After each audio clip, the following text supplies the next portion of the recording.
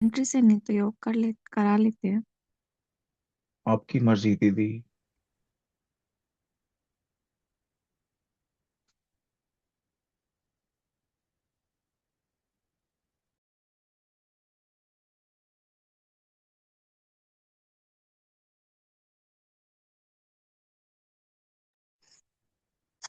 ओम शांति। तो हम योग का बहुत सुंदर अभ्यास करते हैं। अ, आप सभी रेडी हैं ना? साइलेंस में बैठेंगे।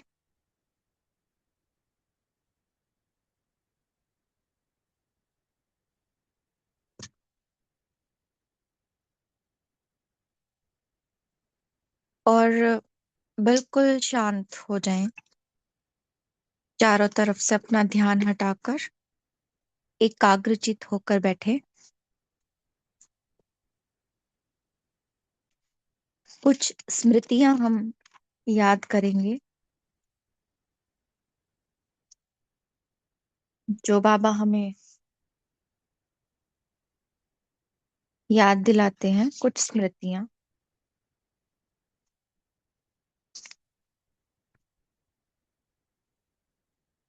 अपने आप को आत्मा बिंदी देखें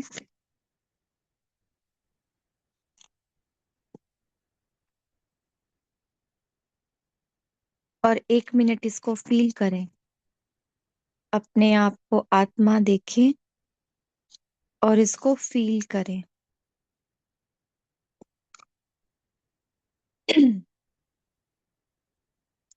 और याद करें भगवान के वो महावाक्य जिसमें वो कहते हैं, बच्चे तुम ही देवता थे, तुम ही पवित्र थे, तुम ही निर्विकारी थे। इसी स्मृति को अपना स्वरूप बना ले कि पवित्रता ही मेरा जीवन है।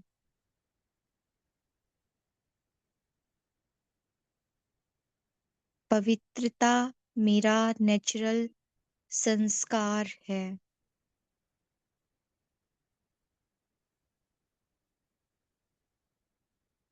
गहराई तक अपने अंदर समाए कि मैं ही हूँ पवित्र देवता।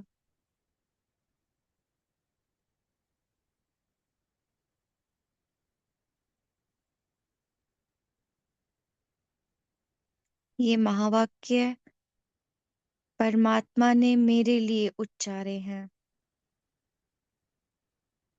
वो नशा अपने भीतर अनुभव करें कि मैं ही हूँ जो भगवान कह रहा है।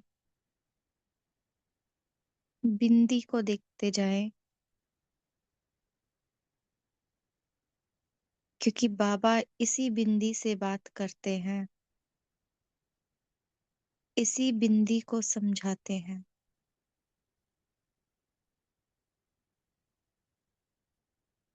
फिर से देखिए अपने आप को। मन कुछ कह रहा है जैसे कि मेरे अंदर तो भी बहुत कमी है, कैसे करूंगा या करूंगी। तो फिर से याद दिलाए अपने आप को परमात्मा का वो महावाक्य, बच्चे तुम ही कल्प कल्प के विजयी रत्न हो, तुमने ही विकारों को जीता है। अनुभव करे, हाँ मुझे विजय पानी है, मेरी विजय निश्चित है।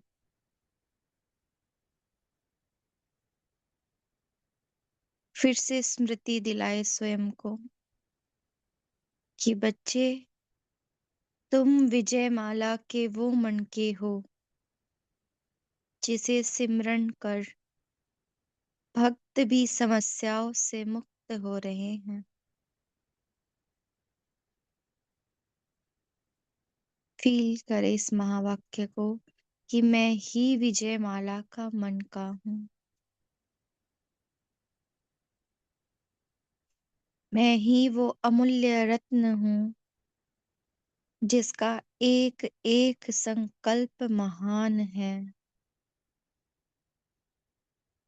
बिंदी को देखते जाएं और फील करते जाएं, यह मैं हूँ और मेरा हर संकल्प महान है। फिर से स्मृति दिलाएं स्वयं को बाबा के इन शब्दों की कि बच्चे अपना विचार बदल दो तो संसार बदल जाएगा।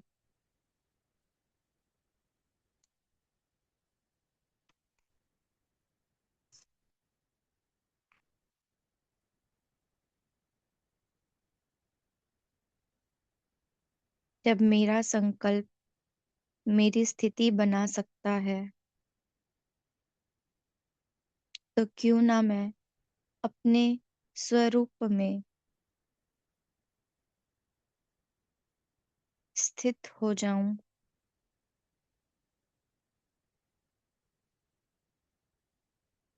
और संकल्प करूं कि मैं देवकुल की निर्विकारी आत्मा हूं।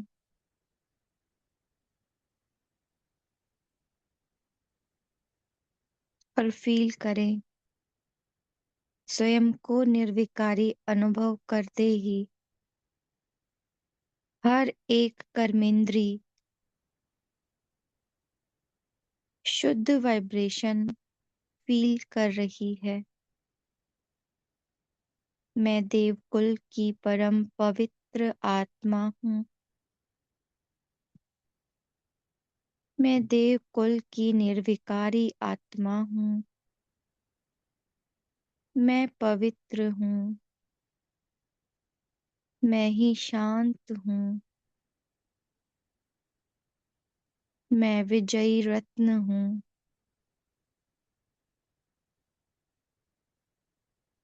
फिर से अपना विचार बदलें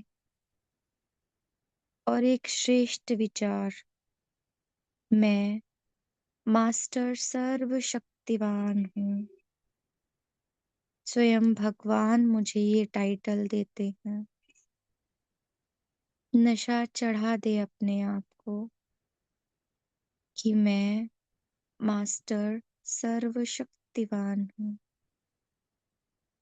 बिंदी को देखते रहें। बिंदी ही अनुभव करे।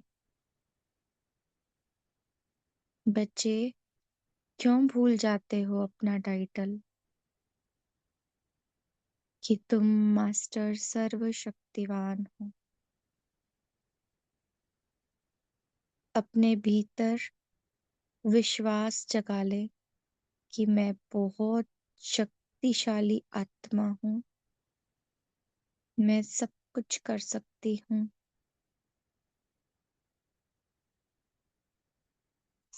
अनुभव करे मैं मास्टर सर्वशक्तिवान हूँ। सर्वशक्तिवान मेरे साथ है और जिसका साथ स्वयं भगवान सर्वशक्तिवान दे रहा हो उसका कोई कुछ बिगाड़ नहीं सकता।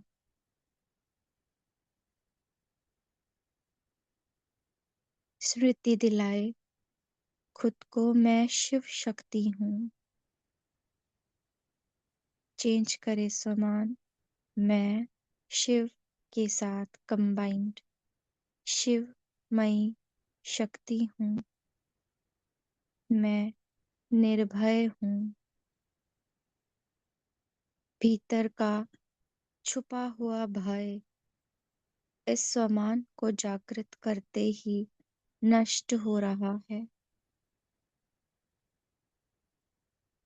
और एक विजन क्रिएट कीजिए कि मैं डबल लाइट हो गई हूँ। पूरी तरह से देभान से हो गई हूँ। मैं फरिश्ता स्वरूप हूँ।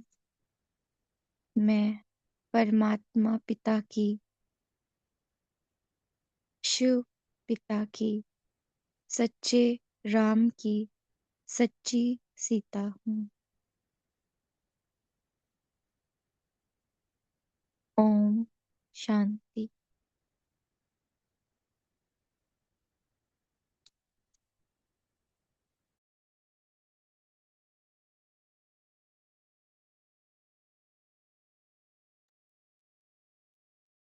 ओम शांति।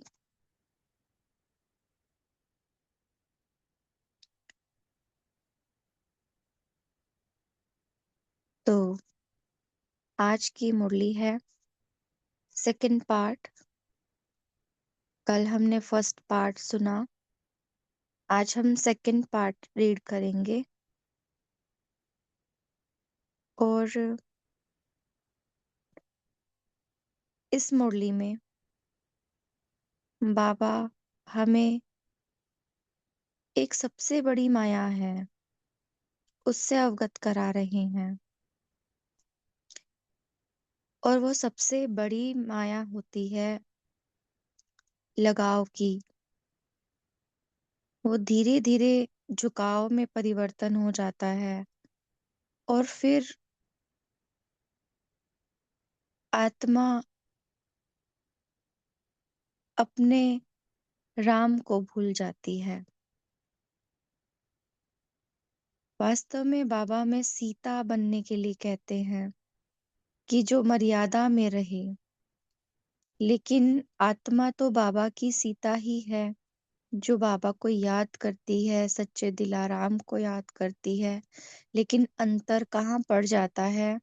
सीता कब दुखी हो जाती है? जब वो अपनी पवित्रता को छोड़ देती है। और पवित्रता यही है कि बुद्धि से एक राम की जगह कोई दूसरा आ जाए बुद्धि में। जैसे ही लगाव किसी भी व्यक्ति या वस्तु के साथ होता है ना, तो वो अपने आप में हमें गुम कर देता है। और फिर बाबा के साथ जो कनेक्शन है वो टूट जाता है। फिर चाहे उसके पास कितने भी साधन हों, कितने भी संबंधी हों, कितने भी पदार्थ हो, फिर भी वो आत्मा खालीपन का अनुभव करती है। उसको सब कुछ मिला होता है। सामने वाली आत्माएं जब भी उसको देखती है तो यही कहती है कि ये तो भरपूर आत्मा है। लेकिन कहीं न कहीं उस आत्मा के भीतर प्यास बाकी है। सब कुछ मिलते भी असंतुष्टता का अनुभव वो आत्मा करती है और मुख से यही निकालती है कि मेरे जैसा तो कोई दुखी नहीं। तो इसीलिए बाबा हमें किसी भी प्रकार का लगाव, झुकाव इससे बचने के लिए शिक्षा दे रहे हैं।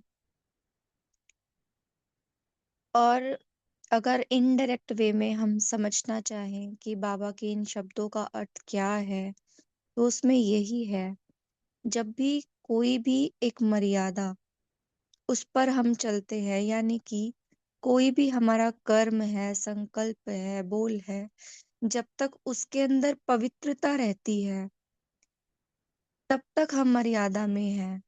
और जैसे ही हमारे कर्म में, बोल में, संकल्प में अपवित्रता प्रवेश कर जाती है, तो मतलब हम मर्यादा के बाहर हैं। तो ये एक गुह्य बात बाबा हमें समझा रहे हैं। और अनुभव के आधार पर भी ऐसा ही लगता है कि बाबा के बच्चों के संगठन में साथ रहते हुए, बाबा के साथ रहते हुए भी आत्मा अतृप्ति का अनुभव करती है। इसीलिए सबसे बड़ी माया है लगाव, इससे बचना है। दूसरा, बाबा हमें बाप समान बनने के लिए कहते हैं कि केवल ब्रह्मा बाबा की जीवनी नहीं याद करो, बल्कि ब्रह्मा बाबा समान बनना है, इस पर विचार करो। और सदा ही उमंग उत्साह में साथ बढ़ते रहो। तो अब हम मुरली को डिटेल में सुनेंगे। ये बस सार, ताकि आप जब मुरली को ध्यान से सुने तो उसको रियलाइज करते जाएं। दिल के ज्ञानी तथा स्नेही बनो और लीकेज बंद करो। सदा योगी बन साधना की स्थिति से साधनों को कार्य में लाने वाले परमात्मा स्नेही बच्चों प्रति स्नेह के सागर बाप दादा बोले। आराम में आते राम को नहीं भूल जाना, सच्ची सीता रहना, मर्यादा की लकीर से संकल्प रूपी अंगूठा भी नहीं निकालना। मर्यादा की लकीर से संकल्प रूपी अंगूठा भी नहीं निकालना, मतलब जो श्रीमत है ना, उस पर एक्यूरेट चलना है। उसमें जरा भी अपनी मनमत अगर मिक्स कर लेते हैं कि ऐसे तो होता है, ऐसे होने में समय तो लगता है, जरा भी अगर अपना मिक्स कर लिया तो माना वो अंगूठा है। तो मर्यादा की लकीर से संकल्प रूपी अंगूठा भी नहीं लगाना, क्योंकि यह साधन जो भी कुछ हम यूज करते हैं, बिना साधना के यूज करेंगे तो स्वर्ण हिरण का काम कर लेगा। जैसे हम मोबाइल की बात करें, हम साधन किस लिए यूज करते हैं, लेकिन अगर इसके लगाव में आ गए, साधना से परे होकर इसको यूज करेंगे, तो फिर ये आकर्षित कर लेगा अपनी तरफ, फंसा देगा हमें, तो वो हिरण का काम करेगा। इसीलिए व्यक्ति और वैभव के लगाव और झुकाव से सदा अपने को सेफ रखना। हाँ, लगाव और झुकाव में क्या डिफरेंस है, ये सभी हम चिंतन करेंगे। व्यक्ति और वैभव के लगाव और झुकाव से अपने को सेफ रखना। नहीं तो बाप के स्नेही बनने के बजाय, सहज योगी बनने के बजाय, कभी सहयोगी, कभी सहज योगी और कभी वियोगी दोनों अनुभव करते रहेंगे। अब जरा इस बात को भी हम समझेंगे। जस्ट सपोज कि अगर मेरा लगाव किसी आत्मा के साथ हो गया, तो जब तक वो आत्मा मुझसे प्यार प्यार से बात कर रही है, जब तक वो मुझे सहयोग दे रही है, तब तक तो मैं खुश रहूंगी। और फिर जैसे ही वो मुझे इग्नोर करेगी या मुझे उससे वो चीज अनुभव नहीं हो रही होगी जो मैं चाहता हूँ, जैसे मुझे उससे वो रिस्पेक्ट नहीं मिल रही होगी, तो फिर मैं कहीं ना कहीं उदास हो जाऊंगा। फिर उस वक्त मैं कहाँ जाऊंगी? बाबा के पास, कि बाबा ये हो गया मेरे साथ, बाबा वो हो गया। फिर मैं बड़े प्यार प्यार से बाबा को याद करूंगी। फिर क्या होगा, थोड़े टाइम बाद वो आत्मा ठीक हो जाएगी, हमारा बोलचाल फिर से चालू हो जाएगी। फिर कोई ना कोई अटैचमेंट के कारण मैं बाबा को भूल जाऊंगी, तो यहाँ मैं वियोगी हो गई। फिर कुछ ऐसा हो गया, क्योंकि सुख तो नहीं मिलता ना उससे, लॉन्ग टर्म का, अल्पकाल का मिलता है। तो वो आत्मा जो विनाशी है, वो आत्मा जो हमारे साथ कनेक्शन में विनाशी है, ज्यादा लंबे टाइम के लिए नहीं है, केवल सेवा के अर्थ मिली है ना, निमित्त मात्र सहयोगी बनी है वो हमारी, उसके कारण हम बाबा को भूल जाते हैं। तो ये दोनों ही सिचुएशन एट दैट टाइम आती है, सहज योगी भी और वियोगी भी, तो दोनों अनुभव करते रहेंगे। लेकिन ज्ञान मार्ग में तीव्र गति से वो आत्मा आगे बढ़ती है जो निरंतर है और नियमित है। हाँ, उसके अंदर अप एंड डाउन बार बार नहीं आते हैं। तो ये चीज हमें बहुत ध्यान रखने की है, बार बार ऐसा संस्कार नहीं बनाना कि हार खाओ और फिर जीतो, हार खाओ फिर जीतो। नहीं, हमें जीतने के संस्कार बनाने हैं। कभी याद, कभी फरियाद ऐसे अनुभूति में रहेंगे और कंप्लेन भी कभी पूरी नहीं होगी।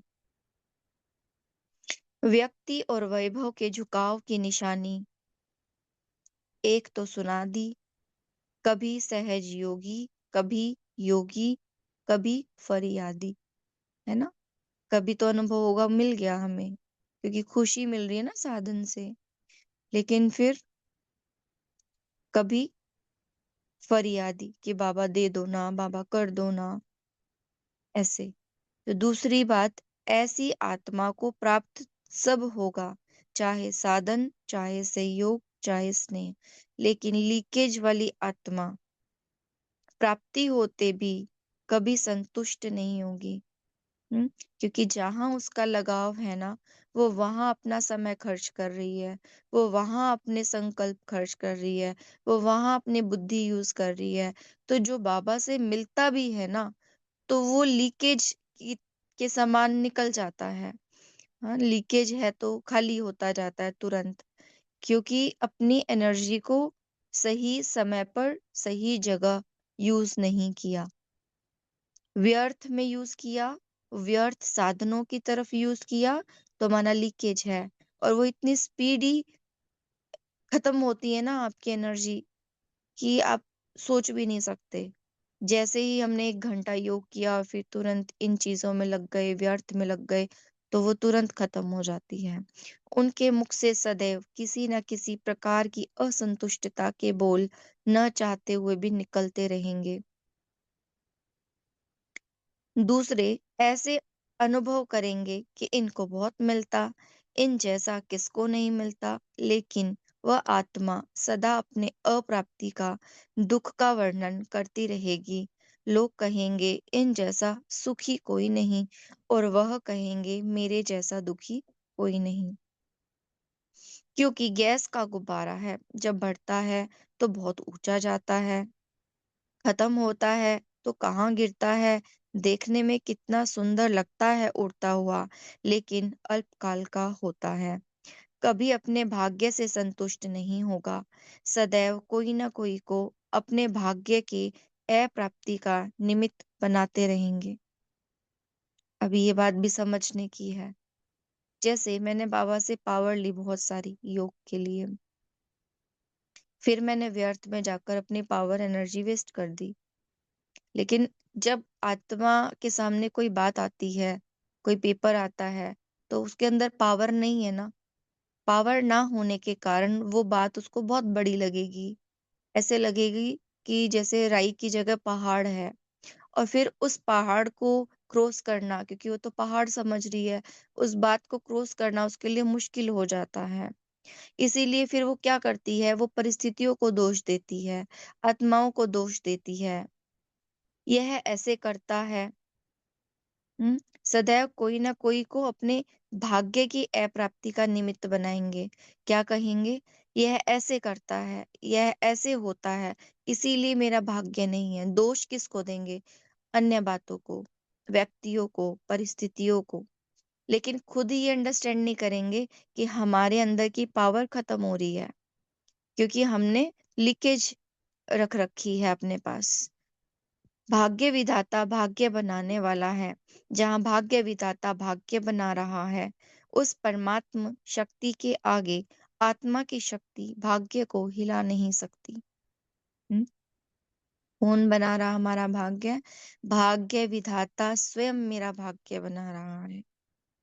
लेकिन हम कहाँ फंस जाते हैं, बनाने वाले को तो भूल जाते हैं। लेकिन जहाँ कुछ कमी लगती है, जिसके वजह से भाग्य कम अनुभव होता है, दोष उनको देते हैं, उन्हीं को स्मृति में रखते हैं। लेकिन अगर ये याद रखें कि परमात्मा शक्ति मेरे साथ है, कोई मेरे भाग्य को हिला नहीं सकता, तो क्या ये क्वेश्चन उठेगा कि ए ऐसा करता है, वो ऐसा करता है? नहीं उठेगा। ये सब बहानेबाजी है। राम को भूल गए ना। उड़ती कला की बाजी नहीं आती तो बहानेबाजी बहुत करते हैं। इसमें सब होशियार हैं। इसीलिए यह चेक करो, चाहे स्नेह से झुकाव हो।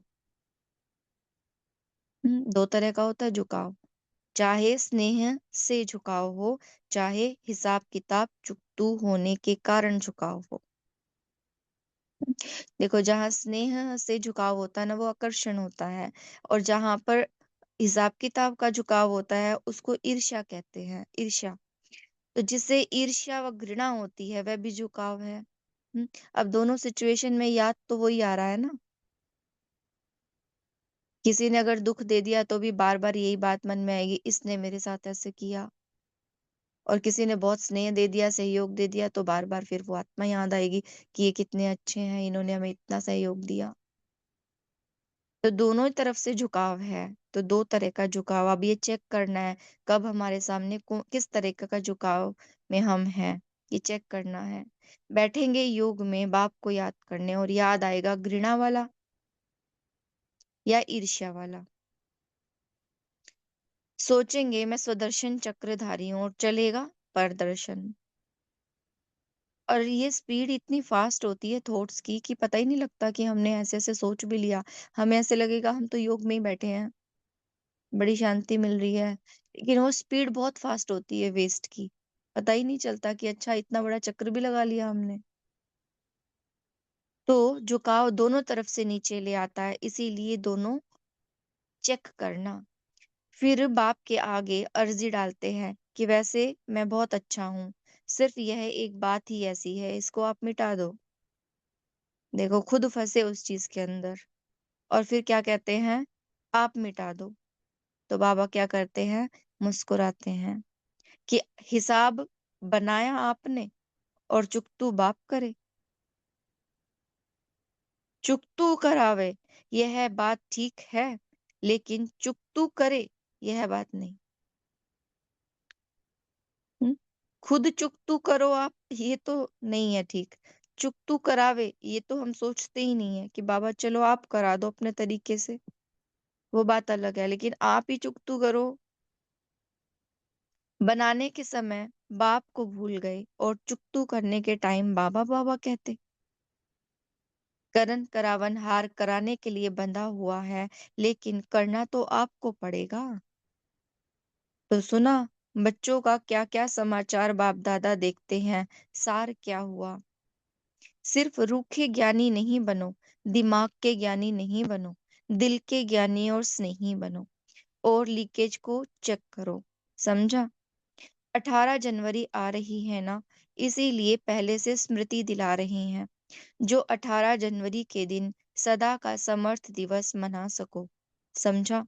सिर्फ जीवन कहानी सुना के नहीं मनाना, लेकिन समान जीवन बनने का मनाना। अच्छा। सदा व्यक्ति और वैभव के झुकाव से न्यारे, बाप के स्नेह में समाये हुए, सदा यथार्थ ज्ञान, दिल के स्नेह, दोनों में कंबाइंड स्थिति का अनुभव कराने वाले, सदा योगी बन साधना की स्थिति से साधनों को कार्य में लाने वाले। कोई भी साधन जो है ना, वो साधना की स्थिति से यूज हो। सदा स्नेही, दिल में समाये हुए बच्चों को दिलाराम बाप की याद प्यार और नमस्ते। हम बच्चों को ऐसा बनाने वाले बाप दादा को नमस्ते। पार्टियों से अव्यक्त बाप दादा की मुलाकात, डबल हीरो समझते हो, हीरे तुल्य जीवन बन गई तो हीरे समान बन गए। और सृष्टि ड्रामा के अंदर आदि से अंत तक हीरो पार्ट बजाने वाले हो, तो डबल हीरो हो गए ना। कोई भी हद के ड्रामा में पार्ट बजाने वाले हीरो एक्टर गाए जाते हैं, लेकिन डबल हीरो कोई नहीं होता। और आप डबल हीरो हो। बाप के साथ पार्ट बजाना यह कितना बड़ा भाग्य है। हम्म, एक तो हम ड्रामा के अंदर हीरो एक्टर हैं, दूसरा बाबा के साथ पार्ट बजा रहे हैं तो हीरो हो गए।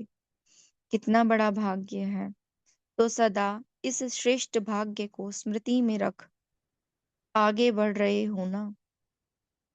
अब ये जो हीरो वाली बात है ना, इसमें भी समझने की बात है कि हीरो किसको कहेंगे। सीधा साधा पार्ट बजा देने वालों को तो नहीं कहेंगे, ये तो समझ है ही। अब किसको कहेंगे, जिसके जीवन में बहुत विघ्न आए, समस्याएँ आई, उसने बड़ी से बड़ी परिस्थितियों को सूझबूझ, समझ, ज्ञान के आधार पर क्रॉस करके अपने जीवन को श्रेष्ठ बना लिया, वो हीरो हुआ ना। लेकिन हमारे सामने कोई भी बात आती है, तो हम कहते हैं, "बाबा ये हो गया, ऐसे हो गया, कैसे करें, नहीं हो रहा है।" लेकिन बाबा हमें हीरो बोल के ये याद दिलाते हैं कहीं न कहीं कि बच्चे आपने ही तो ये पार्ट चुना है कि बाबा मैं इन आत्माओं को परिवर्तन करूँगा। इस पार्ट के लिए आप मुझे ही हीरो बना के इस सृष्टि पर ये वाला एक्ट प्ले करने के लिए भेजना, हमने चुना है ना? हीरो को अपना पार्ट पता होता है ना उसको क्या-क्या करना है।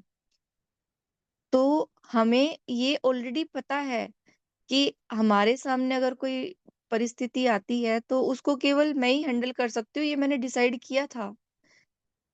बाबा से मैंने इसके लिए शक्ति भी ली है, ये मैंने डिसाइड किया था पहले। हाँ, कोई भी आत्मा अगर मेरे सामने आ रही है ना, विघ्न रूप में भी आ रही तो समझ लो उसका उद्धार, उसका कल्याण करने की कसम आपने खाई हुई है बाबा के सामने कि बाबा मैं इस कार्य को करूँगी, आप मुझे भेजना। तब हमें वो हीरो के लिए सिलेक्शन मिला है। लेकिन अब वो बात आती है तो हम पीछे हटते हैं। तो याद दिलाएँ अपने आप को मैं कौन? मैं हीरो पार्टधारी हूँ और मैंने ये फिक्स किया हुआ है, मुझे इस चीज़ को पार करना, क्रॉस करना है और मैं अपनी किस सूझबूझ से ज्ञान के आधार पर कैसे अपने आप को पावरफुल बना कर के करूँ, चिंतन ये चलना चाहिए। तो मैं कौन हूँ? Double hero.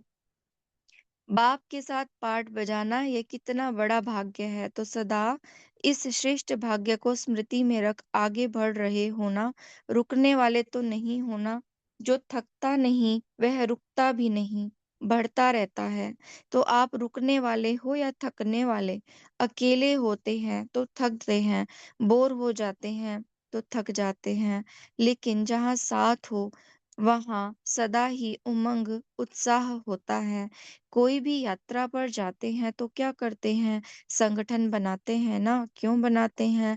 संगठन से साथ से उमंग उत्साह से आगे बढ़ते जाते।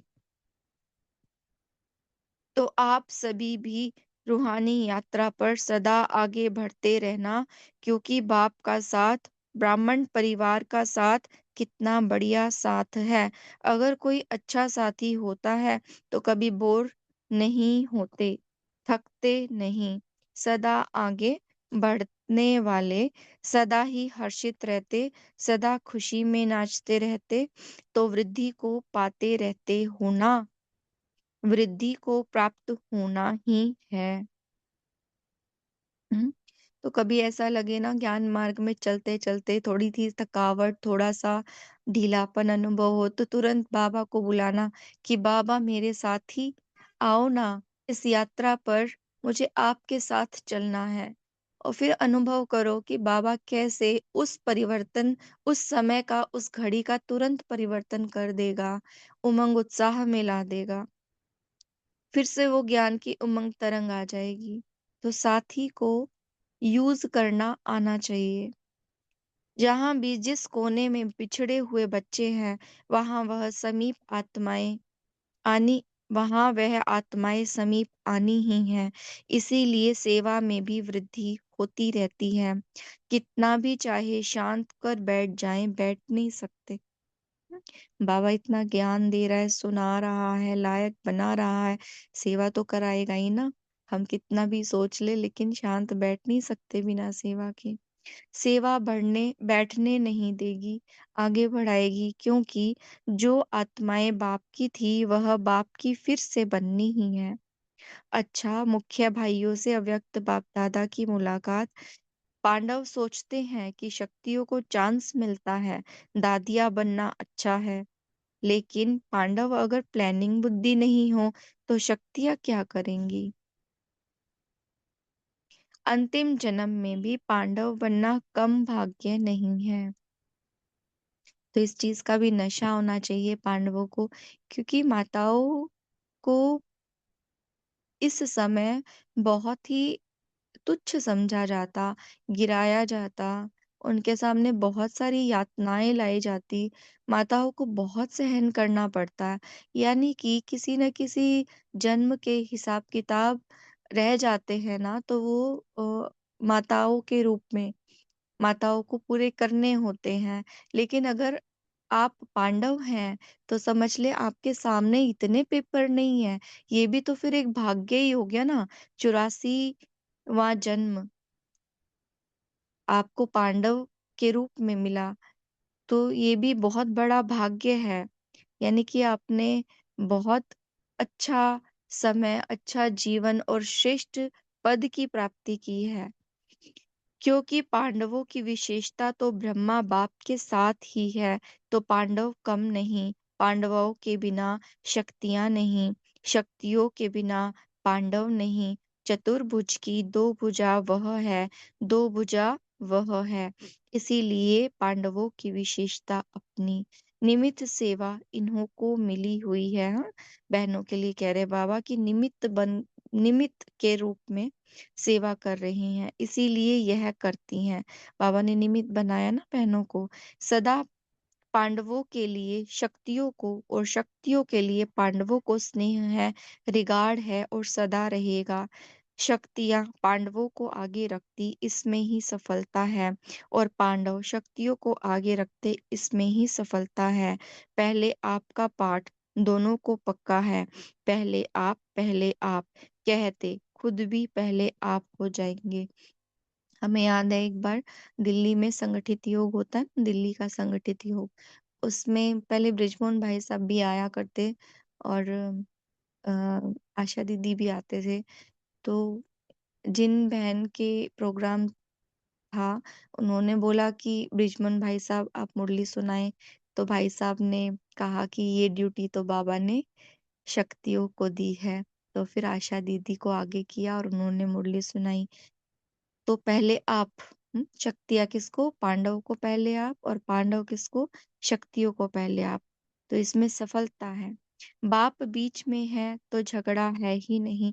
पांडवों को बुद्धि का वरदान अच्छा मिला हुआ है। जिस कार्य के निमित्त बने हुए हैं उनको वही विशेषता मिली हुई है, और हर एक की विशेषता एक दो से आगे है। इसीलिए आप निमित्त आत्माएं हो। अच्छा। ओम शांति।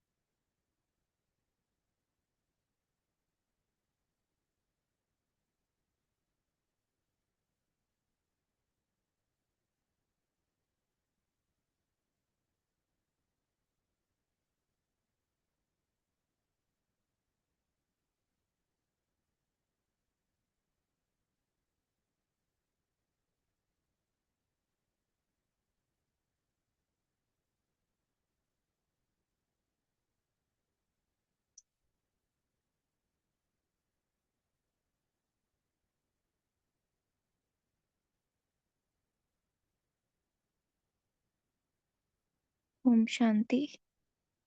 अभी हम सब डिस्कस कर सकते हैं मुरली के पॉइंट्स।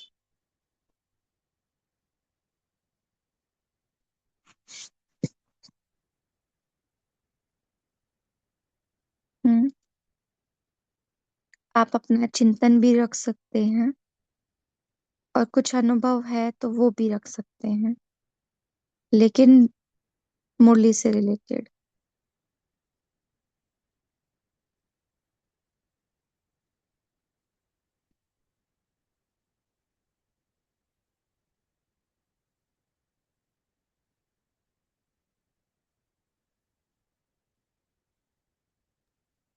आवाज ओम आ रही है ना?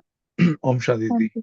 हाँ जी, जी आ रही भाई है। जी। ठीक से। बहुत सुंदर रीडिंग, मजा आ गया, बहुत ही अच्छा लगा। लगाव और झुकाव का एआई के ऊपर रिसर्च किया है। अगर चाहें तो स्क्रीन शेयर कर सकते हैं। कीजिए कीजिए। तब तक कि इनको मुरली के पॉइंट शेयर कर नहीं कर सकते हैं।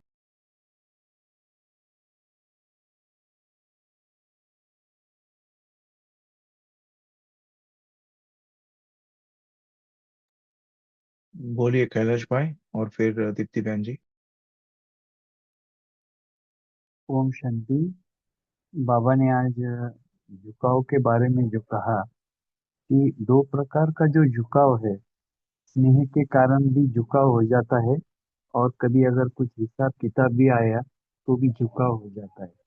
तो हमें चिंतन चला तो हमें ये ध्यान में रखना है कि अगर किसी से हमें स्नेह भी है तो वो उसको जो विशेषता है, उसमें जो गुण है या उसके जो बात करने का ढंग है, तो वो मिठास है, तो वो बाबा की देन है, ये हमें याद रखना है। और भले हम संपर्क में तो रहेंगे क्योंकि अच्छे वाले का भी संग करना अच्छा लगता है। और दूसरा, ये हमें उसकी विशेषता बाबा ने दी है, और हिसाब किताब के कारण आता है तो भी हमें झुक बुद्धि भले हमारी जाए भी तो भी हमें ये अटेंशन रहे कि जब मैंने मेरा हिसाब चुक चुक कर लिया तो फिर बार बार बुद्धि झुकाने की जरूरत नहीं है। वहां मेरा अकाउंट सेटल हो गया है, भले वो जैसे भी सेटल हुआ हो। क्योंकि जब अकाउंट सेटल होता है तो कुछ ना कुछ परसेंटेज में क्यों ना हो, वो थोड़ा वो फीलिंग रहेगी या कुछ दुख टाइप होगा, ऐसा इस प्रकार से होगा, तो उसको भी हमें लेट गो करना है। उसमें भी हमें, क्योंकि हमें बुद्धि का जो अटेंशन है वो बाबा की तरफ है। ओम शांति।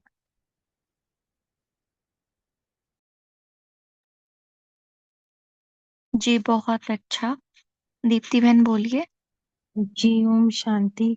तो आज बाबा ने कहा कि हिसाब किताब तुम खुद स्वयं बनाते हो और बाबा को कहते हो कि ये मिटा दो। तो बाबा कहते खुद बनाए और मुझे कहते हो मिटाने के लिए। तो बाबा से अगर हम मदद ले लें कि बाबा चुकतू कराने में मदद करें, चुकतू करावे ये बात ठीक है, लेकिन चुकतू कर ही दे ये बात गलत है। तो बाबा से हम टचिंग ले सकते हैं, बाबा की मदद ले सकते हैं, योग बल से अपने हिसाब किताब चुकतू कर सकते हैं, लेकिन बाबा मिटा दे ये गलत बात है। और बाबा ने कहा करावनहार बंधा हुआ है, पर करना तो तुमने ही है। तो इसीलिए हमारे पॉइंट्स बनेंगे। बाबा ने कराना तो हमसे ही है। ओम शांति। हम्म। कैलाश भाई जी आप बोलिए।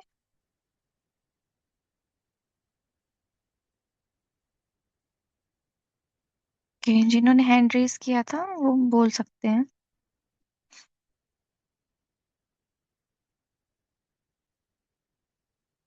ओम शांति। मैं कुछ शेयर करना चाहती थी। जी सिस्टर कीजिए।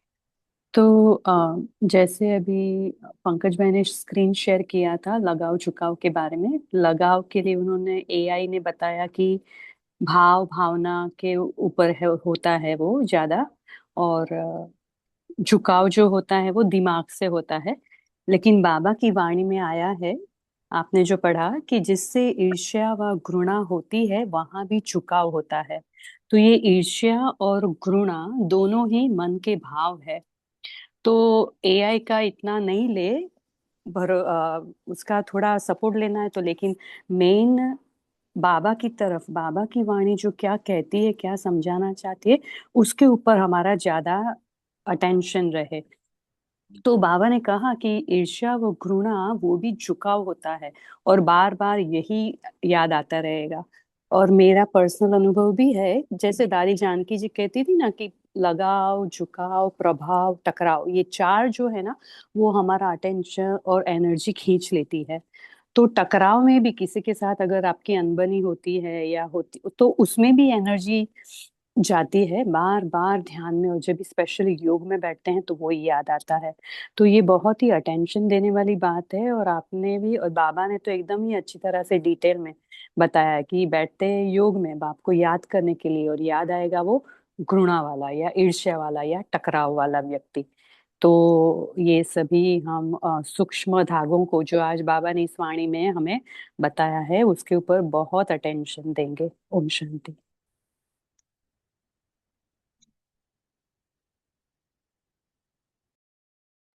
जी, बहुत सुंदर।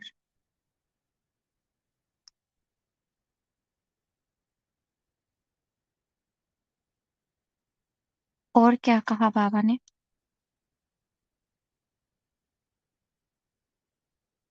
दीप्ति बहन कुछ कहना चाहते हैं आप? जी ओम शांति। एक्चुअली बाबा से अगर बुद्धि योग कहीं से भी हट गया, चाहे किसी के प्रति स्नेह है या घृणा है, और एक्चुअली घृणा की तरफ ही ज्यादा जाता है, स्नेह की तरफ फिर भी इतना नहीं जाता, घृणा की तरफ बहुत दिमाग जाता है अगर जब हम योग में बैठते हैं। तो अगर बुद्धि योग बाबा से हट गया यानी कि वही झुकाव है, लगाव है। ओम शांति। हम्म, दीदी ओम शांति।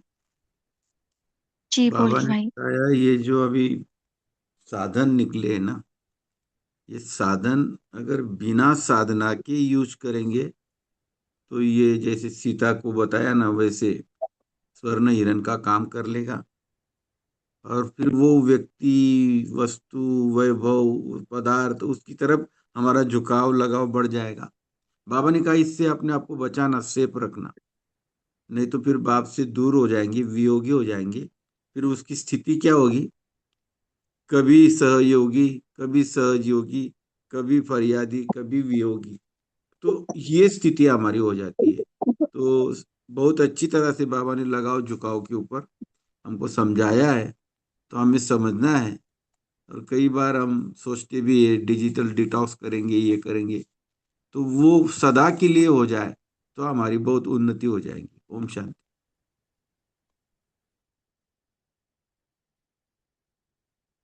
हम्म, पता है क्या होता है लगाव में?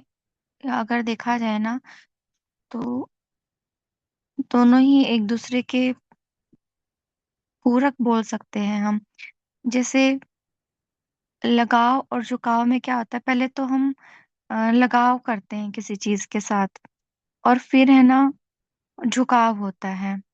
तो लगाव मतलब पहले तो बस संस्कारों की तरफ अम, एक पसंद होती है हमारी। जैसे हम किसी भी चीज को समझे कि पहले केवल एक जस्ट लाइक होती है कोई भी चीज, लेकिन जब मन और बुद्धि पूरी तरह से उसी चीज के अंदर फंस जाए, इसको झुकाव बोलते हैं। तो एक चीज यहाँ पर बहुत क्लियर वे में हम कहना चाहते हैं पर्सनली आप सबसे, और वो ये है कि किसी भी आत्मा की तरफ ये अच्छा है, इसकी बात अच्छी है, इसका ज्ञान अच्छा है, कभी नहीं जाना। क्योंकि सिर्फ एक ये शब्द अच्छा, ये बाबा से बिल्कुल दूर कर देगा। बल्कि अपने आप को यही कहें कि बाबा, मेरे मन की तार अब आपसे जुड़ गई है ना, तो जुड़ी रहे बस। मेरे और बाप के बीच में कोई भी आए, कोई भी आए, मुझे नहीं चाहिए वो, कोई भी आए। क्योंकि ये समय एक ऐसा समय चल रहा है इस वक्त कि माया बहुत ही विकराल रूप से आकर के कहाँ बुद्धि को फंसा दे, कहाँ भटका दे, कुछ नहीं पता।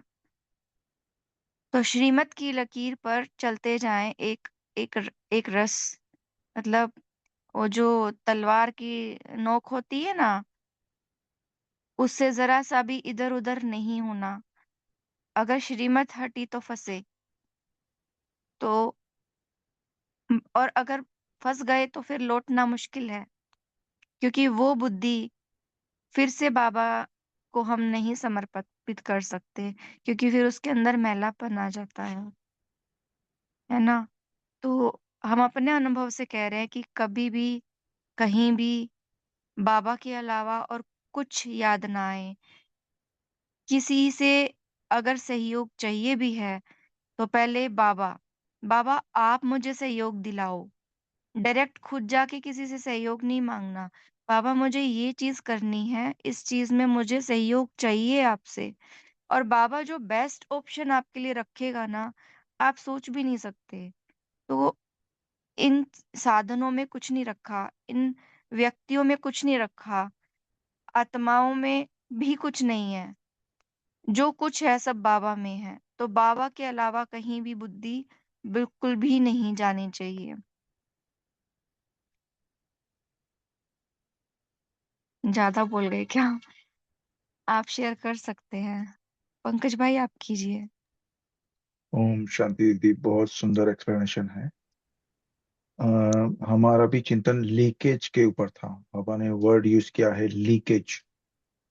तो आपने सही कहा, क्योंकि देखिए 2-3 दिन के बाद ना मुझे पर्सनली तो लीकेज और अपना लगाव और झुकाव में क्या डिफरेंस है उसका मुझे नहीं पता होगा। ये तो केवल समझाने के लिए हमने थोड़ा वो स्क्रीनशॉट जो भी है शेयर किया कि लगाव और झुकाव में क्या अंतर है। पर आपने भी उसके ऊपर टच किया कि मन और बुद्धि कहीं और जाना नहीं चाहिए, क्योंकि एक था मन का और एक था बुद्धि का।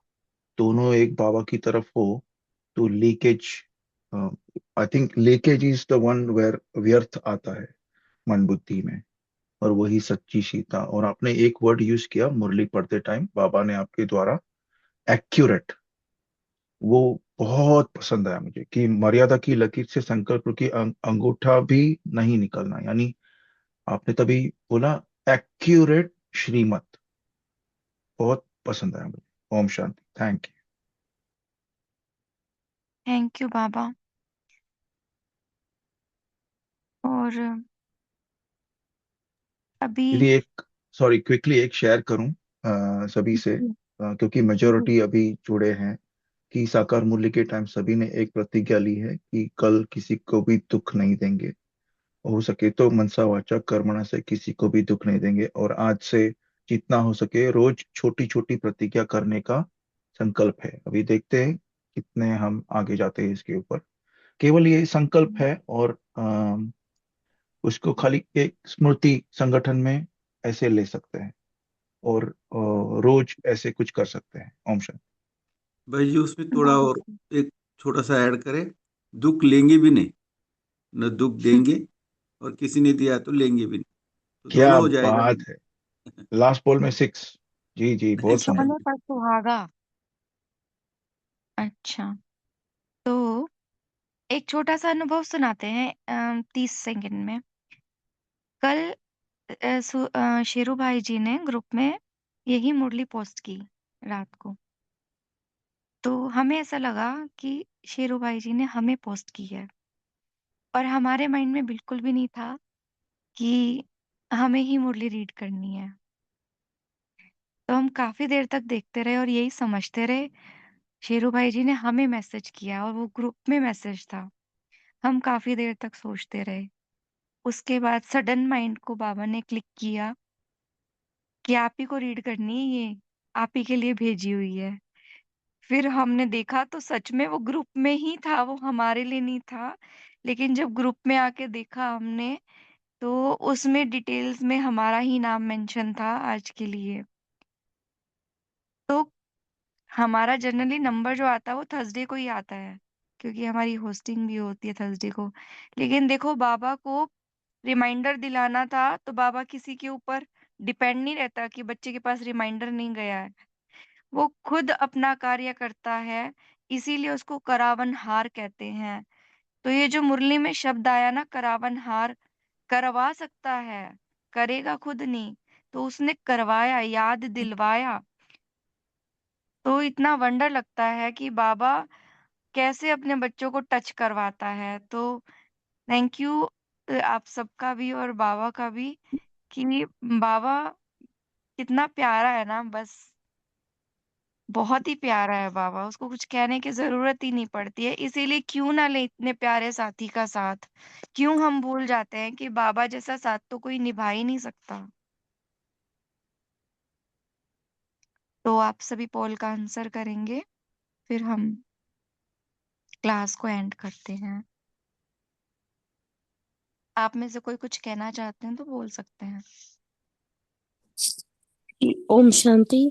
तो आपने जब ये बात कही ना, वो बाबा ने आज की साकार मुरली में कहा है, जो आप श्रीमत पे चलते हो कदम कदम, बाबा का पूरा फरमान दिल से मानते हो और वही नियम पे चलते हो, तो आपकी जो भी मनोकामना है वो बाबा संपूर्ण करते ही हैं।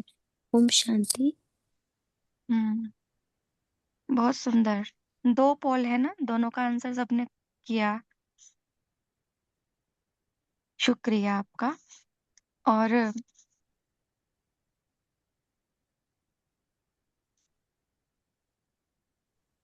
तो दीदी कल एक हमारा। ओम हाँ शांति जी, दीदी, मैं पूछ सकती हूँ कुछ, एक थोड़ा सवाल? शॉर्ट में। अच्छा, आंसर शॉर्ट में नहीं होगा शायद। चलो मैं बोल देती हूँ। अगर आपको हमें लग रहा है, जैसे अभी बोला पंकज भाई ने, कि हमें किसी को कल दुख देना नहीं है और दुख लेना नहीं है, लेकिन हमें अगर पता चल रहा है कि हमारा बहुत कोई क्लोज हमारे दूसरे क्लोज के साथ बहुत गलत कर रहा है और बहुत बुरा हो रहा है, तो मतलब आपको अगर इन चीज़ों में दुख नहीं फील हो रहा, लेकिन फिर भी, तो मतलब मुझे कई बार ऐसे लगता है कि जैसे मेरे में वो सामना करने की शक्ति नहीं है क्या? सामना करने की मतलब किसी किसी ने ठीक करना ही नहीं, जितना भी समझाओ उसने सुनना नहीं। तो किस तरह से ठीक की जाए वैसी सिचुएशन? देखो, पहली बात तो अगर ऐसा लग रहा है ना कि कोई आत्मा में दुख दे रही है, किसी तो और को दे रही है, बिल्कुल क्लोज, और वो भी दे रही क्लोज ही है, सब मतलब दे रही बिल्कुल। है, तो भी इस बात के अंदर क्या है, इसमें दे भान है। मैं हम्म। अपने आप को आत्मा ही नहीं समझ रही और ना ही मैं उस आत्मा को आत्मा समझ रही। हम हम्म। एक दूसरे को पार्ट के हिसाब से देख रहे हैं कि पार्ट हम्म। में इसने मेरे साथ क्या किया। अगर मैं उसको आत्मिक भान में देखती हूँ, तो वो आत्मा क्या कर रही है, दुख दे रही है या अपना पार्ट प्ले कर रही है। हम्म। और नहीं, पार्ट ड्रामा प्ले। में उसका जो भी एक्शन है, ड्रामा में उसका जो भी एक्शन है, जो भी फीलिंग है, जो भी उसका संस्कार है, वो ड्रामा का हिस्सा है ना। और ड्रामा में तो सब कुछ कल्याण के हिसाब से होता है। क्या पता कोई बोझ हल्का हो रहा हो, क्या पता हमारे ऊपर कोई पाप था वो हल्का हो रहा हो, वो हिसाब किताब चुकतू होने से आत्मा की क्लींजिंग हो रही हो। अगर मैं आत्म अभिमानी स्टेज पर हूँ, तो मुझे ये फीलिंग आएगी ही नहीं कि फलाने ने फलाने के साथ गलत किया। हम्म। दूसरी बात, ये जो सहन करने की बात होती है कि क्या मेरे अंदर सामना करने की शक्ति नहीं है या सहन शक्ति नहीं है, मैं परिवर्तन नहीं कर सकती, परिवर्तन करने की शक्ति नहीं है, तो ये अपनी भीतर की कमजोरी है। यहाँ पर भी फिर वही बात आ जाती है कि मतलब अगर मैं जैसे आत्मा हूँ।